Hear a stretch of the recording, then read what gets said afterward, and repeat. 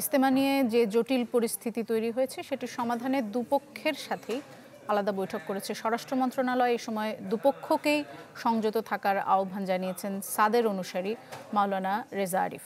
আর জুবায়েরপন্থী মাওলানা মামুনুল হক তিনি বলেছেন যে সাদপন্থীদের ইজতেমা করার কোনো অবকাশ নেই।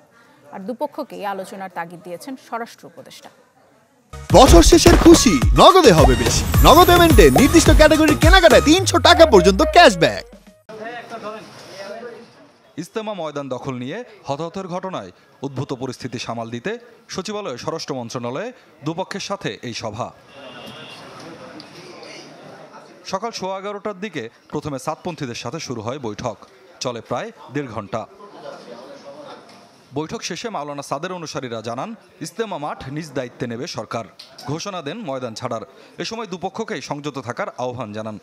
এখন এখানে সিদ্ধান্ত হয়েছে সরকার নিজ দায়িত্বে মাঠটা নিয়ে নেবেন, কেউ মাঠের মধ্যে থাকবে না। যেহেতু আমরা সকাল ভোর থেকে এখানে আছি, আমরা এখনই ছেড়ে দিচ্ছি, ওনারাও মাঠে ঢুকবেন না, আমরাও মাঠের মধ্যে ঢুকবো না। মুসলমান মারামারি, তবলিগের সাথীরা মারামারি, এটা একেবারেই ঠিক হয়নি। আমরা এই জন্য আন্তরিকভাবে দুঃখ প্রকাশ করছি এবং ইনশাআল্লাহ ভবিষ্যতে এমন কোনো কর্মকাণ্ড যেন না হয়, যাবতীয় চেষ্টা আমাদের থাকবে ইনশাআল্লাহ। পরে জুবায়েরপন্থীদের সাথেও হয় সরকারের দীর্ঘ আলোচনা। হত্যাকাণ্ডে জড়িতদের গ্রেপ্তারের দাবি জানান মাওলানা জুবায়েরের অনুসারীরা।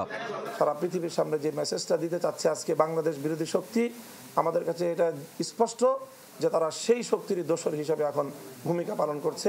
সাতপন্থীদের ইজতেমা হওয়ার মতো এখন আর কোনো অবকাশ নাই। তারা এই ধরনের ঘটনা ঘটানোর পর তাদের এখানে ইজতেমা তো পরের কথা, বরং তাদের বিরুদ্ধে আইনানুগ যে ব্যবস্থা নেওয়া হবে আমরা আশা করতেছি। এরপরে আর এই প্রশ্ন আসবে না যে তারা ইজতেমা করতে পারবে কি পারবে না। স্বরাষ্ট্র উপদেষ্টা জানান হতাহতের ঘটনায় জড়িত কেউ ছাড় পাবে না। ইজতেমার নির্ধারিত 2টি তারিখ ঠিক আছে জানালেও দুপক্ষের মধ্যে আলোচনায় জোর দেন তিনি।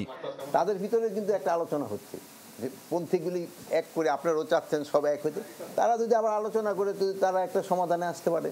সরকারের অবস্থান কি এখনো 2টা ডেট বলবৎ আছে কি নেই? ডেট 2টা তো আমরা এখন পর্যন্ত করি নাই, কিন্তু ভাইয়েরা আলোচনা করুক, আলোচনা করার পরে আমরা একটা সিদ্ধান্ত নিব।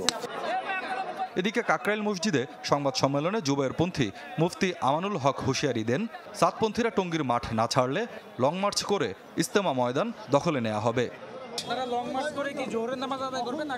জি, আমরা যদি তারা আজকের মধ্যে মাঠ বর্জন না করে তাহলে আমরা আগামীকাল জোহর পড়ব ইনশাআল্লাহ। হত্যার ঘটনায় মামলা করা হবে জানিয়ে তিনি বলেন, সাতপন্থীদের আর কাকরাইল মসজিদে আসতে দেওয়া হবে না। স্বপ্নিল শাহরিয়ার শিশির, চ্যানেল 24, ঢাকা।